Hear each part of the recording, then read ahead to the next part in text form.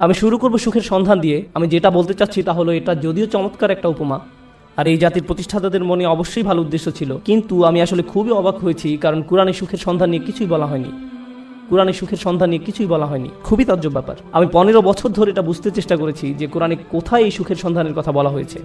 আল্লাহ এই ব্যাপারে কথা বলেননি, কিছুই বলেননি।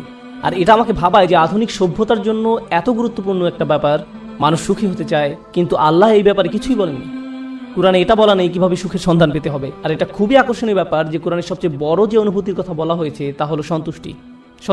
সন্তুষ্ট থাকা, এটাই সব থেকে বড় লক্ষ্য, সুখ নয়। কিন্তু এই দুইটি কিন্তু আলাদা জিনিস। সুখে থাকা আর শান্তিতে থাকা দুটো আলাদা বিষয়। এখন আমি আপনাদেরকে সাইকোলজির ব্যাপারে কিছু বলবো, খুবই আকর্ষণীয় কিছু বিষয়। আর এই তথ্যগুলো আমাদেরকে কোরআনের বাণী বুঝতে আরো বেশি সহায়তা করবে। আর আমার আলোচনার পুরোটাই নিয়ে, আর এই বাণীটি আছে সূরা নাজমের মধ্যে, ওয়া আল্লাইসা লিল ইনসানি ইল্লা মা সাআ, এবং মানুষ তাই পায় যা সে করে। এখন আপনারা আমার সাথে থাকার চেষ্টা করুন। সর্বপ্রথম আর সবচেয়ে ছোট যা মানুষ সন্ধান করে, বিশেষ করে তরুণ প্রজন্ম যা চায়, আমি জানি শ্রোতাদের মধ্যে মনে মনে তরুণ লোক আছেন, কিন্তু আমি এখানে যারা বয়সে তরুণ তাদের বলছি। আমি চাই আপনারা এটা বুঝতে পারুন যে সবচেয়ে তুচ্ছ কিছু যখন জীবনে সন্ধান করা হয়, তখনই আসলে সুখের সন্ধান করা হয়। এটা আসলেই সব থেকে তুচ্ছ। আমি বলছি কেন আমার এই ধারণা। যেমন শনিবারে ঘুম থেকে উঠে বাড়ির কাজ করতে ইচ্ছা করে না, তাই 12টা পর্যন্ত ঘুম দিয়ে ওঠেন আপনি। আপনার তখন কি অনুভূতি হয়? আপনি তখন সুখী। সুখী হওয়া আসলে কষ্টের কিছু না। কোনো ছেলে সারা রাত ভিডিও গেমস খেললো, তার মাথা ব্যথা করে, কিন্তু যেহেতু সে গেম শেষ করতে পেরেছে তাই সে সুখী। কেউ কাজে যাওয়ার আগে ফোন পায় যে আজকে আবহাওয়া খারাপ, তাই কাজে যেতে হবে না, এতেই তার সুখ বোধ করে। সুখ পাওয়া খুবই সহজ, বিশেষ করে ছোট জিনিসের ক্ষেত্রে। অবশ্য সম্পর্কের থেকে সুখী হওয়া এর চেয়ে কঠিন। বাবা মাকে সুখী করা, অথবা বাবা মা যেন আমার উপরে খুশি থাকে, এটা করা কঠিন। আর স্ত্রীকে খুশি করা, এটা নিয়ে কথা না বলাই ভালো। আসুন আমরা এটা নিয়ে কথা না বলি। কিন্তু শুধু নিজের জন্য, যেমন আপনি একটা সিনেমা দেখলেন, আপনি এতেই খুশি। অথবা আপনার বন্ধুর সাথে দেখা হলো, আপনি খুশি। আপনি আপনার পছন্দের রেস্টুরেন্টে খেতে গেলেন, আপনি অনেক খুশি। এটা খুব কঠিন কিছু না। কিন্তু এটা যেমন দ্রুত আসে তেমনি দ্রুত চলে যায় এবং আপনার আবার ভালো না লাগা শুরু হয়। আপনি হতাশ হয়ে যান এবং আবার সুখী হওয়ার চেষ্টা করেন। এটা অনেকটাই মাদকাসক্তির মতো, কারণ এটা আপনার সাথে সর্বদা থাকে না। আর এটাই হলো সবচেয়ে নিম্ন স্তরের সন্ধান। তাই মানুষ যখন বলে আমি শুধু সুখী হতে চাই, আমি আসলে জানি না সে কি বোঝাতে চাচ্ছে। কারণ কোনো মানুষই সবসময় সুখী নয়। আল্লাহ আমাদেরকে অনেক অনেক অনুভূতি দিয়েছেন এই জীবন অভিজ্ঞতা অর্জনের জন্য, এবং এর সবগুলোই সুস্থ জীবনের অংশ। সুখ হলো এদের একটি মাত্র। যদি আপনার আকাঙ্ক্ষা শুধু সুখী হওয়া হয়, তাহলে আমাকে বলতেই হচ্ছে যে আপনি হতাশ হবেন। সুখ কখনোই ঘটবে না, আপনি কখনোই চিরসুখী হতে পারবেন না। এটা আসলে এভাবে কাজ করে না। আমি বলছি না যে আপনাকে হতাশ হতে হবে। আমি যা বলতে চাচ্ছি তা হলো সংগ্রামও জীবনের একটি অংশ। যখন আপনি বার্ষিক পরীক্ষার জন্য প্রস্তুত হচ্ছেন, আপনি কিন্তু সুখী নন। বা 3 ঘন্টার পরীক্ষার মাঝে আপনি সুখী নন। যারা ব্যায়াম করেন তারা তাতে সুখ পান না। হ্যাঁ, ফলাফল দেখে তারা অবশ্যই সুখী হন, কিন্তু ঘাম ঝরানো পরিশ্রম করার সময় নিশ্চয়ই তারা সুখী নন। নিজের চেহারা দেখলেই বুঝতে পারবেন, ঠিক যেন সিলভেস্টার ট্যালনের মতো। যাই হোক, তাহলে সবচেয়ে নিম্ন স্তরের আকাঙ্ক্ষা কি? সুখ। আসুন এবার পরের ধাপ দেখি। পরের ধাপ মানে এটা অর্জন করতে আরো চেষ্টা করতে হয়। আর আমার বড় নয়, আমি যতই উপরের ধাপে যাব সেটা অর্জনের জন্য ততই কষ্ট করতে হবে। তো এর পরের ধাপ হলো কুল দেখানোর আকাঙ্ক্ষা। এটা সুখের আকাঙ্ক্ষা নয়, আকাঙ্ক্ষা হলো কুল হওয়ার। কুল হওয়া মানে হলো কেউ আমাকে নিয়ে ঠাট্টা করবে না, আমি বাকি সবার মতোই হব। কেউ আমাকে নির্দেশ করে বলবে না যে তুমি এমন কাপড় কেন পরছো, এমন কথা কেন বলছো, তোমাকে এমন দেখাচ্ছে কেন, তুমি এভাবে চলো কেন, ওদের সাথে কেন মেশো, এটা কেন কিনছো, ওটা কেন করছো, গাড়ি কেন চালাও। আপনাকে আলাদা করে ভাববে, আপনি এটা চান না। আপনি যে কোনো ভাবে সবার সাথে মিশে যেতে চান এবং কারো সমালোচনার বস্তু হতে চান না। আপনি অদৃশ্য হয়ে যেতে চান বাকি সবার মাঝে, যেন আপনাকে বাকি সবার মতো কুল হওয়া হয়। আর এই জন্য পরিশ্রম করতে হয়। উদাহরণ হিসাবে বলা যায়, আপনারা যারা হাই স্কুলে পড়ছেন, আপনি স্কুলে কি পোশাক পরে যাচ্ছেন সেটা আসলেই একটা বড় ব্যাপার। আপনি যখন আলমারি থেকে একটা কাপড় বের করেন বা জুতা হাতে নেন পরার জন্য, তখন আপনার মনে এই প্রশ্ন আসে যে কে আপনার পোশাক নিয়ে মজা করতে পারে। সত্যি সত্যি আপনার মনে ভাবনাটি আসে। অথবা আপনি যখন কাপড় কিনতে দোকানে যান, আপনার বাবা হয়তো আপনাকে টাকা দিয়েছেন কিছু কেনার জন্য। আপনি যাই কিনেন না কেন, অনেক কিছু কেনার পেছনে একমাত্র কারণ হলো যখন আপনি এসব পরবেন তখন লোকে কি বলবে। এটাই হলো কুল হওয়ার আকাঙ্ক্ষা। বাদ বাকি 10 জনের মাঝে মিশে যেতে হলে আপনাকে পরিশ্রম করতে হবে। এমন কিছু করা খুব সহজ যাতে মানুষ আপনাকে আজব ভাববে, কিন্তু বাকি সবার মতো চলতে গেলে কিছু কাজ করতেই হবে। অনেক তরুণকে এই জন্য নিজের পছন্দ বাদ দিতে হয়। তাদের এমন অভিনয় করতে হয় যা আসলে তারা নয়। আমি কিছু তরুণকে চিনি, ধরুন 14-15 বছর বয়স। একজনের কথা মনে আছে, সে বেসবল টুপি পরতো, কারণ এটা তখন ফ্যাশন ছিল। তার প্যান্ট ঝুলে থাকতো। সে আমার কাছে এসে কান্না শুরু করলো। আমি তার কাছে বসলাম, আর সে আমাকে বলল, আমি এমন কাপড় পরতে পছন্দ করি না, আমি এটা ঘৃণা করি। কিন্তু আমি যদি এমন না করি তাহলে বাকিরা আমাকে নিয়ে মজা করে। আমি তাই বাধ্য হয়ে এমন করি। আমি গালি দিতে পছন্দ করি না, কিন্তু প্রায় গালি দেই যখন স্কুলে থাকি, কারণ আমাকে বাকিদের মতো হতে হবে। তাহলে সবচেয়ে তুচ্ছ আকাঙ্ক্ষা হলো সুখের আকাঙ্ক্ষা। এর পরের ধাপ হলো কুল হওয়ার আকাঙ্ক্ষা। এর পরের পর্যায়ে কি? জনপ্রিয় হওয়ার আকাঙ্ক্ষা। আমি সবার মাঝে মিশে যেতে চাই না, আমি সবচেয়ে জনপ্রিয় হতে চাই। আমি এমন হতে চাই যেন সবাই আমার বন্ধু হতে চায়, এমন হতে চাই যেন সবাই লাঞ্চের সময় আমার কথা শোনে। আমি এমন হতে চাই যেন কেউ আমাকে নিয়ে মজা করার আগেই যেন আমি তাদেরকে নিয়ে মজা করতে পারি। আর প্রায় সময় আপনারা দেখবেন যে স্কুলে যেসব বাচ্চারা জনপ্রিয়, তাদের জনপ্রিয়তার কারণ হলো তারা অন্যদেরকে নিয়ে মজা করে, আর সবাই তাদের ভয় পেয়ে তাদের কথা মতো চলে, যেন তারা কেউ পরবর্তী শিকারে পরিণত না হয়। যদিও আমি এখানে অল্প বয়স্কদের কথা বলছি, কিন্তু এমনটা প্রাপ্তবয়স্কদের ক্ষেত্রেও হয়, অবশ্যই হয়। আমাদের আঙ্কেল আন্টিদের ক্ষেত্রেও হয়ে থাকে, কোনো সন্দেহ নেই। জনপ্রিয়তার মানে হলো আমি চাই সবাই আমাকে নিয়ে কথা বলুক, আমি সবার মনোযোগের কেন্দ্রে থাকতে চাই, আমি চাই সবাই আমাকে নিয়ে মন্তব্য করুক। আমি কোনো ছবি পোস্ট করব, টুইট করব, ভিডিও বানাবো, যা কিছুই করি মানুষ যেন আমাকে নিয়ে কথা বলে। যখন আমাকে নিয়ে কথা বলা কমে যাবে তখন আমাকে নতুন কিছু আবার করতে হবে যেন মানুষ আমাকে নিয়ে মেতে থাকে। জনপ্রিয়তার আকাঙ্ক্ষা খুবই আজব একটি জিনিস, কারণ এর কারণে মানুষ নিজেই নিজের অপমান করে। যেমন মিউজিক ইন্ডাস্ট্রিতে যখন এমন হয় কোনো শিল্পীর গান খুব হিট করলো, সবাই সেই গান ডাউনলোড করলো, তারপর যখন তার জনপ্রিয়তা কমে গেল তখন তাকে নিজেকে অপমানিত করতে হবে, নোংরা ভিডিও বানাতে হবে বা কোনো কাহিনী তৈরি করা যেন পত্রিকাগুলো তাকে নিয়ে মেতে থাকে। অন্তত সেখানে জনপ্রিয়তা থাকবে, কারণ তারা নিজের গুণের কারণে আর জনপ্রিয়তা পাচ্ছে না, তাদের পরের গানগুলো বা ভিডিওগুলো আগের মতো বিক্রি হচ্ছে না। এটাই হলো জনপ্রিয়তার আকাঙ্ক্ষা। জনপ্রিয় হওয়ার জন্য পরিশ্রম করতে হয়, টাকা পয়সা খরচ করতে হয়, সময় দিতে হয়, নিজের ভাবমূর্তির জন্য কাজ করতে হয়, আর ভাবমূর্তি রক্ষা করাই তখন সবচেয়ে গুরুত্বপূর্ণ হয়ে যায়। সমাজে অবস্থান ধরে রাখাই তখন মুখ্য হয়ে দাঁড়ায়। এটা হলো পরের পর্যায়ে, কিন্তু এর উপরে আরও ধাপ আছে। এরপর এর উপরে রয়েছে আর এক ধরনের প্রচেষ্টা, সেটা হলো সম্মানের পেছনে ছুটে চলা। কলেজের ছাত্রদের কাছে এটা বেশি গুরুত্বপূর্ণ প্রাথমিক বা হাই স্কুলের ছাত্রদের চেয়ে। এইমাত্র আমি কি বললাম? সবার নিচে সুখ, তারপরে কি? কুল, সামাজিকতা, তারপর জনপ্রিয়তা। সম্মান মানে হলো আপনি আপনার নিজের সাথে এমন কিছু যুক্ত করতে চান যেটা অনেক মূল্যবান। আপনি মানুষকে বলতে চান, জানো আমি হার্ভার্ডে গিয়েছিলাম।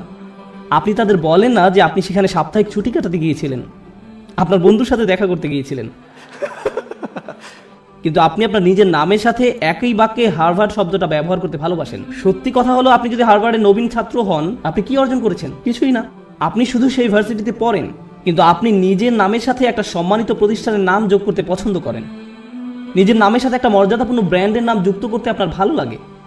আপনার নির্দিষ্ট ব্র্যান্ডের পোশাক পরতে ভালো লাগে, এবং যদি ব্র্যান্ডের লেবেল দেখা না যায় আপনি অন্য মানুষের সাথে এমনভাবে কথা বলেন যেন তারা বাধ্য হয়ে প্রশ্ন করে আপনি এটা কোথা থেকে কিনেছেন। আপনি যেন বলতে পারেন যে এটা আরমানি ব্র্যান্ড বা এটা কিছু একটা, কারণ আপনি চান নিজের নামের সাথে সেই ব্র্যান্ডের নাম যুক্ত করতে।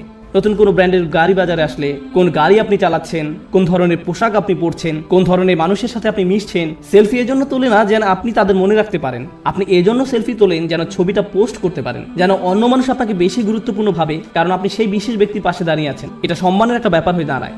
ছবি তোলা যদি শুধু আপনার জন্য হয় দারুণ ব্যাপার, কিন্তু এটা আসলে অন্য মানুষদের জানানো যে আপনি কতটা অসাম, অন্যদের সাথে মিলে কোনো কিছু অর্জন করতে পারার জন্য নয়। কিন্তু মুসলিম সমাজে অন্য এক ধরনের মর্যাদা আমাদের বাবা মারা অনেক সময় পান, আর তা হলো তারা তাদের সন্তানকে হাফেজ বানাতে চান।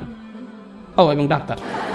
আর যদি হয় হাফেজ ডাক্তার তাহলে তো কথাই নেই, তারা দিন ও দুনিয়া দুটোই পেয়ে গেছে। রব্বানা আতিনা ফিদ দুনিয়া হাসানা ওয়া ফিল আখিরাতি হাসানা, কাজ এখানেই হয়ে গেছে। কিন্তু তারা মানুষকে বলতে পছন্দ করে যে জানো সে একজন হাফেজ, কিন্তু দুর্ভাগ্যবশত এর জন্য আপনি আপনার সন্তানকে কোরআনে হাফেজ বানাননি। কিন্তু এমনটাই ঘটে থাকে। আমরা এখন কোন পর্যায়ে আছি? সম্মান। এটা অনেক বড় ব্যাপার হবে যখন আপনি আপনার প্রথম চাকরিটা পাবেন, হয়তো মাইক্রোসফট বা অন্য কোথাও, কে জানে। ধরেন আপনি বড় কোথাও চাকরি পেলেন, হয়তো গুগলে। তারা আপনাকে আপনার ব্যাজ দিবে, যেটা আপনি মসজিদেও পড়ে আসেন। যেন কেউ প্রশ্ন করে যে তুমি কি অনেক বেশি গুগল ব্যবহার করো যে তারা তোমাকে একটা বিশেষ ব্যাজ দিয়েছে, আর আপনি তখন বলার সুযোগ পান না না আমার সেখানে চাকরি হয়ে। আপনি মানুষকে জানাতে চান যে আপনি কি অর্জন করেছেন। তাফাখুরুম বাইনাকুম, কোরআনে এটাকে এভাবেই বলা হয়েছে। অন্যদের দেখানোর ইচ্ছা যে আপনার কি মর্যাদা আছে। যাই হোক, আমি আবার একদম নিচ থেকে শুরু করতে চাই। প্রথমে কি ছিল? সুখ। দ্বিতীয় সামাজিকতা। তৃতীয় জনপ্রিয়তা। চতুর্থ সম্মান। তার উপরে টাকার পিছনে ছুটে চলা। কিছু মানুষ আছে যারা সুখকে পাত্তা দেয় না, তারা সামাজিকতার কথা ভাবে না, তারা জনপ্রিয়তা চায় না, এমনকি সম্মানও নয়। একটা জিনিসকেই তারা গুরুত্ব দেয়, আর সেটা হলো টাকা। তারা জানে কিভাবে অনেক টাকা উপার্জন করতে। এই মানুষগুলো ময়লা জামা, পুরনো ছেঁড়া জিন্স পরে থাকে, 88 মাজদা মিয়াটা গাড়ি চালায়, কিন্তু এই সব নিয়ে তাদের কোনো ভ্রুক্ষেপ নেই, কারণ তারা মাসে $10 মিলিয়ন উপার্জন করে। আমার এমন মানুষের সাথে দেখা হয়েছে যারা বছরে শত মিলিয়ন ডলার উপার্জন করে, এবং আপনি বুঝবেনই না সেটা, কারণ তার চুল উস্কো ফুস্কো, তার মধ্যে এক অন্যরকম ভাব আছে যে সে ব্যস্ত, বা ব্যস্ততার জন্য নাও হতে পারে, কারণ সে এগুলো পাত্তাই দেয় না। সে শুধু জানে কিভাবে ব্যবসা করতে হয়। ব্যবসায় সে একটা বিস্ময়, আর সেটা নিয়েই সে শুধু চিন্তা করে। সেখানে এটাই চিন্তা করে যে বিক্রয় কিভাবে বাড়ানো যায়, কিভাবে ব্যবসার আরো সম্প্রসারণ হবে, কিভাবে আমি নতুন ওয়্যার হাউস খুলবো। সুবহানাল্লাহ, তারা অবিশ্বাস্য ধরনের মানুষ। যাই হোক, ময়ের উপরে উঠলে কি আরো কঠোর পরিশ্রম করতে হয়। সুখী হতে কোনো পরিশ্রম করতে হয় না, সবার মতো হতে কিছু পরিশ্রম করতে হয়, জনপ্রিয় হতে আরো কিছু কাজ করতে হয়, সম্মান বা সম্মানিত কিছুর সাথে জড়িত হওয়ার জন্য আরো শ্রম দিতে হয়, অনেক টাকা কামাতে হলে অনেক শ্রম দিতে হয়। এক অবিশ্বাস্য রকমের কর্মস্পৃহা লাগে, তারা কোনো বিরতি নেয় না। এর উপরে উঁচু স্তর আছে। যাই হোক, আমি যখন বলছিলাম কিছু একটা করতে বেশি শ্রম দিতে হয়, যখনই আমি কোনো উঁচু লেভেলের কথা বলি, আপনাকে সেখানে যেতে বেশি কষ্ট সহ্য করতে হবে, আপনাকে যন্ত্রণা সহ্য করতে হবে সেখানে পৌঁছাতে, সহ্য করতে হবে সেখানে পৌঁছাতে। সুতরাং আমরা এখন টাকার উপরে লেভেলে আছি, আর টাকার উপরে সেই মানুষটা শুধু 1 নম্বর হতে চায়। তারা যে কোনো কাজে চরম উৎকর্ষতা অর্জন করতে চায়, তারা অন্যদের ছাড়িয়ে যেতে চায়। আমি শুধু আমার কোম্পানির প্রোগ্রামার হতে চাই না, আমি এই কোম্পানির শীর্ষস্থানীয় প্রোগ্রামার হতে চাই। আমি শুধু এই ক্লাসের ছাত্রই হতে চাই না, আমি 1 নম্বর হতে চাই। আমি শুধু এসএটি পরীক্ষায় বেশি নম্বর পেতে চাই না, আমি সর্বোচ্চ নম্বর পেতে চাই। আমি শুধু বাস্কেটবল খেলোয়াড় হতে চাই না, আমি NBA তে যেতে চাই, আর আমি MVP হতে চাই। কখনোই খুশি হতে পারে না। তারা শুধু নিজেদেরকে আরো কঠোর পরিশ্রম প্রচেষ্টা চালাতেই থাকে, তারপরেও তারা নিজেদেরকে নিয়ে সন্তুষ্ট হতে পারে না। এই ধরনের মানুষরা তাদের কাজে চরম উৎকর্ষ অর্জন করতে সক্ষম হয়, সেটা পড়াশোনায় হোক, শরীরচর্চায় হোক, বা অ্যাথলেটিক হোক, তাদের কর্মক্ষেত্রে, তাদের গবেষণা যাই হোক না কেন, তারা তাদের শীর্ষস্থান অর্জন করা চাই। তাদের 1 নম্বর হতে হবে। নিজেদের নিয়ে কখনোই খুশি হতে পারে না। তারা নিজেদেরকে কার সাথে তুলনা করে এটা জানা খুব গুরুত্বপূর্ণ। নিজেকে তারা গতকালকের সাথে তুলনা করে, তারা আর কাউকেই পাত্তা দেয় না, কারো দিকে তাকায় না। তারা জানে তারা আরো ভালো করতে পারে, তাই তারা কখনোই সন্তুষ্ট হতে পারে না। তারা কখনো কাজ না করে বসে থাকে না, তারা সব সময় বলতে থাকে আমাকে আরো কাজ করতে হবে। অন্য সবাই হয়তো বলবে আপনি সত্যিই বিস্ময়কর, কি চমৎকার কাজ করেছেন আপনি, তো তাতে কি, আমি জানি এর চেয়েও ভালো করার ক্ষমতা আমার আছে। তাই তারা মানুষের প্রশংসা, সুনাম কিছুকেই গুরুত্ব দেয় না।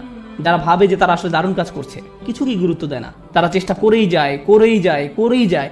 আর এমন একটা উদাহরণ হলো মাইকেল ফেলপস, ঠিক কিনা? কত মানুষ তার প্রশংসা করেছে সব রেকর্ড ভেঙে ফেলার জন্য, কিন্তু আপনার কি ধারণা যে সে বসে ভাবছে আমি তো রেকর্ড ভেঙেছি, এখন আমার সম্মান আছে, তাই আমি এখন কিছুটা অবসর নিতে পারি? সে কি অর্জনের চেষ্টা করেছে? উৎকর্ষতা। তাই সে কখনোই সন্তুষ্ট হতে পারবে না, সে চেষ্টা করতেই থাকবে মেশিনের মতো, সামনে যেতেই থাকবে আরো দ্রুত গতিতে। এমন মানুষ দুনিয়াতে খুব কমই আছে, খুবই কম।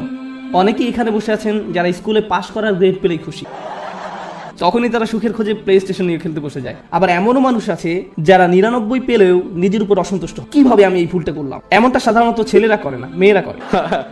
উৎকর্ষতা অর্জনের ব্যাপারে কথা বলতে আরো একটা কথা বলতে চাই, যে আমি জীবিকা অর্জনের জন্য কি করি। আমার সত্যিকার অর্থে কোনো চাকরি নেই, কিন্তু আমার ক্যারিয়ারের একটা অংশ হলো যে আমি কম বয়স্ক ছেলে মেয়েদেরকে আরবি শিখাই। এটা একটা বেশ ইন্টেন্সিভ প্রোগ্রাম। তাদের আরবি কিছুটা শেখাতে 9 মাস লেগে যায়। ক্লাসের অর্ধেক থাকে ছেলে আর অর্ধেক মেয়ে, 30 জন ছেলে 30 জন মেয়ে। মেয়েরা গত 5 বছর ধরে এই পরীক্ষায় ছেলেদের চেয়ে অনেক ভালো নাম্বার পেয়েছে, খুবই ভালো করেছে তারা, কিন্তু ছেলেরা ক্রমাগতভাবেই খুশি। মেয়েরা সবসময় মন খারাপ করে থাকে, আমাকে বলে উস্তাদ আমি জানি আমি 100 পেয়েছি, কিন্তু আমি নিশ্চিত নই যে আমি ঠিকমতো বুঝতে পেরেছি কিনা। এদিকে এক ছেলে 25 নম্বর পেয়েছে, আর সে বলছে ওকে আমি বুঝতে পেরেছি। আমি পুরোপুরি ভিন্ন প্রজাতির মানুষদের সাথে কাজ করছি একই ক্লাসরুমের মধ্যে, তাদের পুরোপুরি ভিন্ন মন মানসিকতা। তাই আমার ছেলেদের বলতে হয় যে মন দাও, অপদার্থ কোথাকার, তুমি বোঝোনি, কিছু কাজ করো। আর এদিকে মেয়েদেরকে আমার বলতে হয় শান্ত হও, তুমি ঠিকই বুঝতে পেরেছো। আমি তো ছেলেদেরকে বলতে পারি না হালকাভাবে নিতে, কারণ এর চেয়ে বেশি হালকাভাবে নেওয়া যায় না, এটা সম্ভব নয়। সুতরাং আমরা কোথায় পৌঁছেছি, কি নিয়ে কথা বলছিলাম? ঠিক আছে, আমাকে একটু সাহায্য করুন। একদম নিচ থেকে আবার শুরু করতে চাই। সুখ, সামাজিকতা, জনপ্রিয়তা, সম্মান, টাকা, উৎকর্ষ। উৎকর্ষের উপর কি থাকতে পারে? উৎকর্ষের উপরও একটা কিছু আছে, আর সেটা হলো প্রভাব। আমি কি পেলাম সেটা গুরুত্বপূর্ণ নয়। আমি গুরুত্ব দেই না যদি আমি অন্যদের চেয়ে বেশি টাকা উপার্জন করি। আমি পাত্তা দেই না যদিও আমি 1 নম্বর, আমার কাছে সেটা গুরুত্বপূর্ণ নয়। আমি অন্যদের জন্য কিছু করতে চাই, আমি একটা উত্তরাধিকার রেখে যেতে চাই। যখন আমি চলে যাব দুনিয়ার বুকে আমি আমার চিহ্ন রেখে যেতে চাই, যে আমি কিছু একটা করেছি যেটা এই জায়গাটাকে অন্যদের জন্য আরো ভালো জায়গায় পরিণত করেছে। আমি প্রভাব বিস্তারকারী ব্যক্তি হতে চাই অন্য জিনিসের উপরে এবং অন্য মানুষের উপরে, আমার চারপাশের পরিবেশের উপরে। আমরা এখন অমুসলিমদের কথা বলছি, আমরা এখন বিশ্বাসীদের কথা বলছি না। আমরা জানি এমন মানুষ আছে যারা MBA শেষ করেছে সবচেয়ে ভালো ভার্সিটি থেকে, যারা হয়তো লাখ টাকা স্যালারি পেতে পারতো ভার্সিটি থেকে বের হয়ে, তারা সেই বেতন ত্যাগ করে এমন প্রতিষ্ঠানে যোগ দিচ্ছে যারা সামাজিক দায়বদ্ধতার জন্য কাজ করে। তারা অনেক কম বেতন নিচ্ছে কারণ তারা টাকায় বিশ্বাস করেন, তারা অনেক বেশি প্রভাবের উপর বিশ্বাস করে। তাই তারা বরং এমন প্রতিষ্ঠানের সাথে কাজ করছে যারা শিক্ষা পদ্ধতিকে পুনর্গঠন করতে সাহায্য করছে। বা কোনো ডাক্তার যে হয়তো অনেক টাকা উপার্জন করতে পারতো, যে রেসিডেন্সি শেষ করে কাজে যোগদান করতে প্রস্তুত, সেই সময় সিদ্ধান্ত নিল যে সে 3 বছর ডক্টরস উইদাউট বর্ডার্স NGO-তে কাটাবে। আপনি এমনটা শুনেছেন কখনো? আপনার জীবনের ঝুঁকি থাকে এদের সাথে কাজ করতে। যুদ্ধ বিধ্বস্ত অঞ্চলে এরা মানবিক কাজ করে। কিন্তু কেন এই ছেলেটা যাচ্ছে, কেন এই মেয়েটা যাচ্ছে? কারণ পয়সা আসা শুরু করলে আমি কোন ধরনের গাড়ি কিনবো সেটা নিয়ে দুশ্চিন্তা না করে সে বেশি চিন্তিত পৃথিবীতে সে কি প্রভাব রেখে যেতে পারবে সেটা নিয়ে। তারা সাহায্য করতে চায়, তারা ভালো কিছু করতে চায়। আর এই ধরনের নিঃস্বার্থপরতা খুব কম মানুষেরই থাকে, কম মানুষেরই থাকে। এই মইয়ের যত উপরে আমরা যাই ততই কম মানুষ আপনি পাবেন। আর তারা বিস্ময়কর মানুষ। তারাই হচ্ছেন সেই মানুষ যারা দুনিয়ায় পরিবর্তন এনেছে, যারা দুনিয়ায় পরিবর্তন এনেছে। চিন্তা করুন, নেলসন ম্যান্ডেলা বা তার মতো কেউ, এমন মানুষ যাদের জেলে যেতে হয়েছে কারণ তারা কোনো কিছুতে বিশ্বাস করতেন, কারণ তারা প্রভাবে বিশ্বাস করতেন, তারা নিজের চেয়েও বেশি কিছু করতে চান, তারা বৃহৎ স্বার্থে নিজেদের বলি দিয়েছেন, তারা নিজেদের কথা চিন্তাই করেননি, তারা কোনো এক উদ্দেশ্যের দাস। আর তাই এই মানুষগুলো হলো সেই মানুষ যারা প্রভাবের জন্য কাজ করে। তারা উৎকর্ষ সাধনকারীদের চেয়েও অনেক উপরে। উৎকর্ষ এই মানুষগুলোর জন্য স্বয়ংক্রিয়ভাবেই চলে আসে। উৎকর্ষ সাধন করা তাদের লক্ষ্য নয়, এটা উপজাত হিসেবেই আসে। কেন জানেন? কারণ যদি আপনি সেরকম প্রভাব রাখতে চান আপনাকে অনবরত চেষ্টা করেই যেতে হবে। আপনি হয়তো ভাবতে পারেন যে প্রভাব সৃষ্টি এটাই হয়তো সর্বোচ্চ শিখর, কিন্তু না, এর থেকেও বড় কিছু আছে। এর উপরে আছে চূড়ান্ত সত্য। কেউ কেউ ন্যায়ের খোঁজ করে, কেউ কেউ সত্যের খোঁজ করে, কেউ কেউ আদর্শের খোঁজ করে। যারা ন্যায় বিশ্বাস করে, আর ন্যায় এমন একটা জিনিস সেটা আপনি পরিপূর্ণভাবে দুনিয়াতে দেখবেন না, দেখবেন, কিন্তু তারা এর পরোয়া করে না, তারা এটার জন্যই কাজ করেন। ও আরেকটি ব্যাপার, যখন আপনি এমন কিছু করতে চান যেটার দুনিয়াতে কোনো নজির নেই, তখন সেটা করাটাই সবচেয়ে কঠিন কাজ। তখন যদি আপনি সামান্য একটু পরিবর্তন দেখেন তাতেও আপনি উদ্দীপ্ত হয়ে যান, আপনি অনুপ্রাণিত হন এবং এটি আপনাকে আরো সামনের দিকে এগিয়ে নিয়ে যায়। কিন্তু আপনি যখন এমন একটা আদর্শের জন্য কাজ করবেন, ন্যায়ের জন্য, আপনি হয়তো ন্যায় কখনোই দেখবেন না, কখনোই দেখবেন না।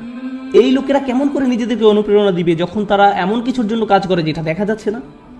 এরাই হচ্ছে সবচেয়ে অসাধারণ, সবচেয়ে সহনশীল ব্যক্তি। একবার তারা একটা আদর্শের পিছনে পড়লো, সবাই তাকে পাগল ভাবলো, কিন্তু তার কিছু এসে যায় না, তারা এগিয়েই চলেন। তাই এখন আমি শুরু করতে চাচ্ছি একদম সর্বোচ্চটা দিয়ে, যেটা হলো সত্যের খোঁজ। প্রসঙ্গত বলে রাখি যে আমাদের সকল নবী আলাইহিস সালামের পথে ছিল সত্যের অন্বেষণ, সত্যের অন্বেষণ। তারা মানুষের সাথে সত্যটা শেয়ার করতে আগ্রহী ছিলেন। এবং অনেক সময় রাসূলুল্লাহ সাল্লাল্লাহু আলাইহি ওয়াসাল্লাম হাদিস থেকে আমরা জানি যে কিয়ামতের দিন অনেকেই, মানে অনেক নবী আল্লাহর সামনে দাঁড়াবেন যাদের পেছনে কোনো অনুসারী থাকবে না, একজন অনুসারীও নয়, এক বা